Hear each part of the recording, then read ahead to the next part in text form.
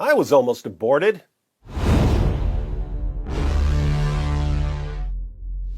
My mom got pregnant with me when she was 15. My dad was 17 at the time, and he was a drug dealer. So having an abortion, getting rid of this old lump of cells, would have been a pretty convenient move for both of them. My mom got pregnant again a year or two after she had me, and she had an abortion then. So they took out one of my siblings. My mom and her sister combined got pregnant 5 times when they were in their teens. They had 3 abortions, and me and my cousin Brandy. 40% survival rate for the original 5. My mom had another abortion when I was a teenager, another sibling gone, and then she had my 2 brothers. I'm glad my mom didn't abort me because I had some pretty dope stuff to do, as you're about to see in this very video. Now, the abortion debate usually centers around issues like when human personhood begins and what rights a woman has over what goes on in her own body. But as with most moral debates, I think about this in terms of imaging God and degrading the image of God. Let's read a quick passage from the opening chapter of the Bible, Genesis 1, verses 26 through 28. Then God said, "Let us make man in our image, after our likeness, and let them have dominion over the fish of the sea, and over the birds of the heavens, and over the livestock, and over all the earth, and over every creeping thing that creeps on the earth." So God created man in his own image. In the image of God he created him. Male and female he created them. And God blessed them. And God said to them, "Be fruitful and multiply, and fill the earth and subdue it, and have dominion over the fish of the sea, and over the birds of the heavens, and over every living thing that moves on the earth." Now, in my video, Norm Macdonald, The Image of God, we discussed what it means to be created in the image of God. The Bible never gives a clear explanation of what the phrase image of God means, but when we examine the main passage in Genesis 1, we see that it has something to do with 3 relationships: man's relationship with God, man's relationship with other human beings, and man's relationship with nature.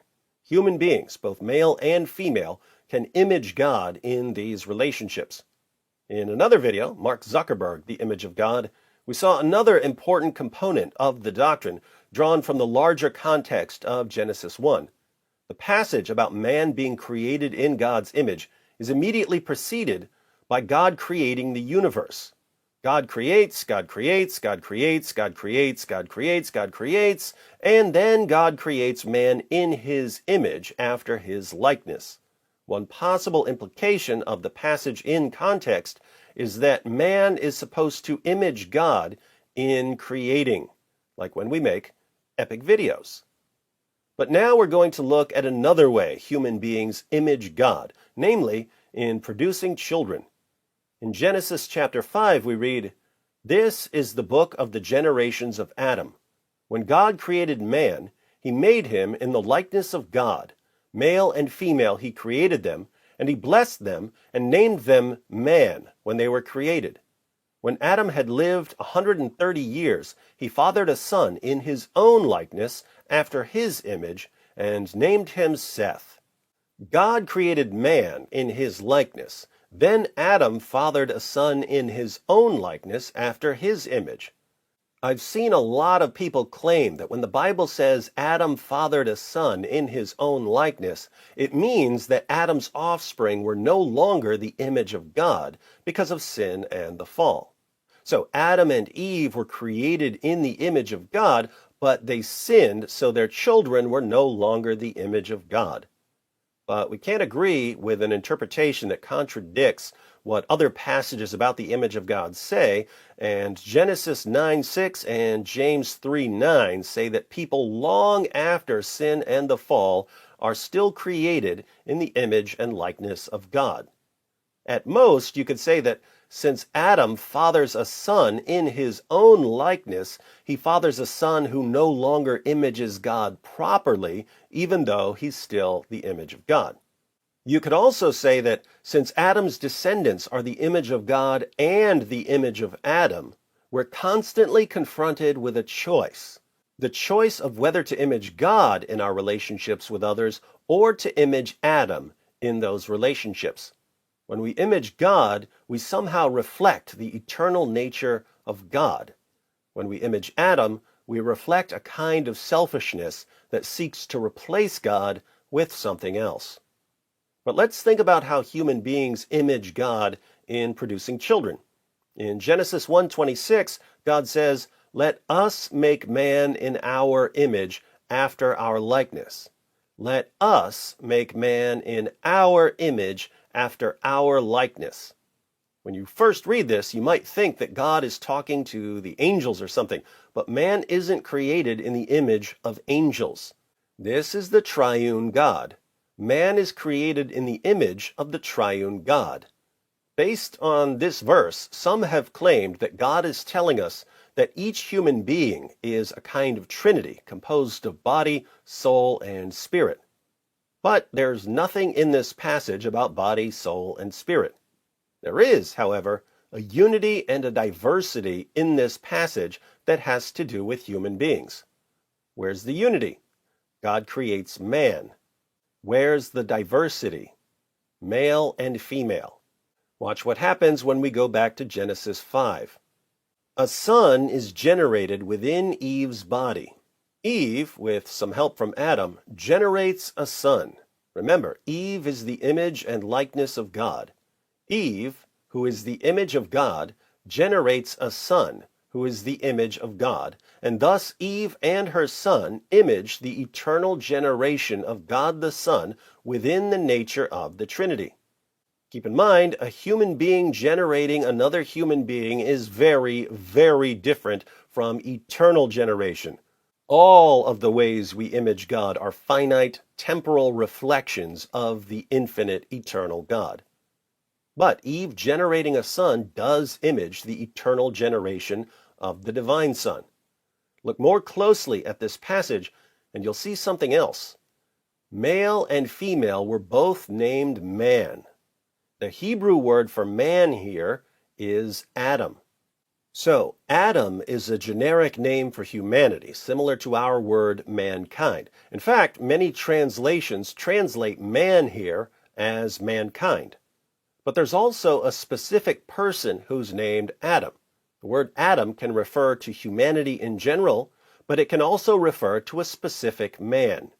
So, Adam is Adam. Adam, the person, is Adam, the kind of thing human beings are. But Eve is Adam as well. Eve, the person, is Adam, the kind of thing human beings are. Seth is also Adam. Seth, the person, is Adam, the kind of thing human beings are. Adam, the person, is not Eve, the person. Eve, the person, is not Seth, the person. Seth, the person, is not Adam, the person. But Adam is Adam, Eve is Adam, and Seth is Adam. Look familiar? It should. It looks very similar to a conceptual diagram of the Trinity. To be clear, once again, the triune God is very, very different from human beings and from human relationships. The triune God and the relationships within the triune God are infinite and eternal. Human beings are finite, temporal images of the infinite, eternal divine nature. Persons of the Trinity share the same divine essence. Human persons function as separate beings. But a man and a woman producing a child, a man who's Adam, and a woman who's Adam, producing a child who's Adam, a man who's the image of God, and a woman who's the image of God, producing a child who's the image of God, does reflect something about the eternal nature of God. So, human beings are created in the image of God, and we image God in a lot of different ways. We image God in our ever-increasing dominion over the natural world.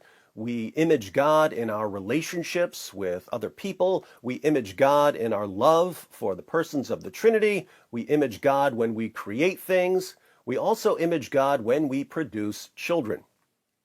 When a woman, who's the image of God, becomes pregnant, another image of God is actualized within her. Before, there was only the potential to produce another image of God, the potential to image God by producing the image of God.